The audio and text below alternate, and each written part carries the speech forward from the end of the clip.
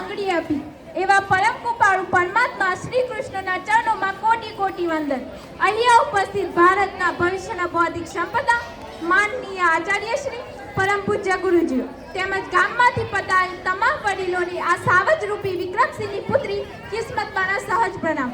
લહેર લહેરના પ્રવાહો અલગ છે, પીગળ તો પડે પણ કિનારો અલગ છે, સ્વભાવ અલગ છે, મનુષ્યના વિચારો અલગ છે, ગુલો ગુલ અલગ છે, પહાડો અલગ છે, નજરો પડે ત્યાં નજારો અલગ છે.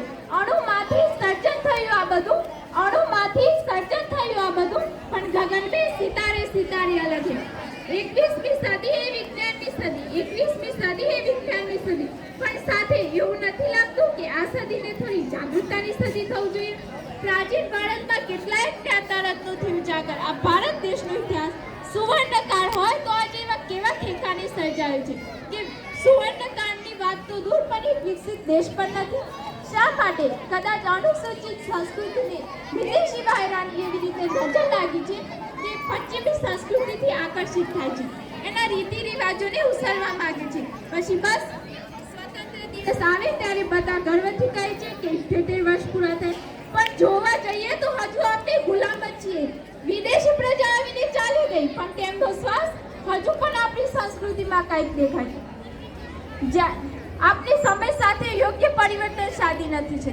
નો ડાઉટ આપણી પાસે સૌથી મોટું યુવાધન છે, યુવાધન નોલેજ પણ છે, પણ એ યુવાધનનો ઉપયોગ ક્યાં કરો તે આવડત નથી. બસ આ જ આપણી વિચારસરણી કંઈક એવા પ્રકારની છે કે જો એક વિદેશી પ્રજાની વિચારસરણી કંઈક એવા પ્રકારની છે, જો એ કરે છે તો હું પણ કરીશ, જો એ કરે છે તો હું પણ કરીશ, જો એ નથી પણ કરી શકતો તો હું ચોક્કસ કરીશ.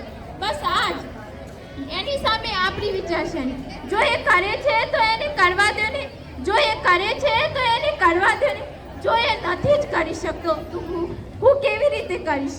બસ આ જ વિચાર. ક્યારેક તો વિચાર બદલીને જુઓ, કાંઈક નવું જોશો તો કાંઈક નવું દેખાશે, કાંઈક નવું વિચારશો તો કાંઈક નવું થશે. એક નવા દ્રષ્ટિકોણ માટે સૌથી મહત્વનું પાસું છે શિક્ષણ. આજે દરેક વ્યક્તિ પાસે શિક્ષણ હોય તે કોઈ પણ પ્રદેશમાં મોભાદાર અને પ્રતિષ્ઠાભર્યું સ્થાન મેળવી શકે છે. આપની પાસે ક્ષમતા છે કે આ વિશ્વ સાથે કદમ નહીં પણ 2 કદમ આગળ રહેવાની. એના માટે શિક્ષિત વર્ગનું હોવું જરૂરી છે. सिर्फ सूरत निकलने से अंधेरा नहीं मिटता, सिर्फ सूरत निकलने से अंधेरा नहीं मिटता, सहज आंखें भी खोलनी पड़ती है रोशनी के लिए. स्वयं समझे અને ગર્વથી વિશ્વને કહે, રસ્તો નહીં જડે તો રસ્તો કરી જવાના, રસ્તો નહીં જડે તો રસ્તો કરી જવાના, અમે થોડા મનમાં મુજાઈ મરી જવાના. સમજો શું સ્વયં પ્રકાશ છે, દીપક નથી તે ઠરી જવાના. હું હવે અંતમાં મારા દેશ માટે એટલું જ કહીશ કે આ માટી મારી માયા, આ માટી મારી કાયા, આ માટીમાં હું જન્મી, આ માટીમાં ફરીશ, આ માટી મને જીવાડે, આ માટીને હું જીવાડી. જય હિન્દ, જય ભારત.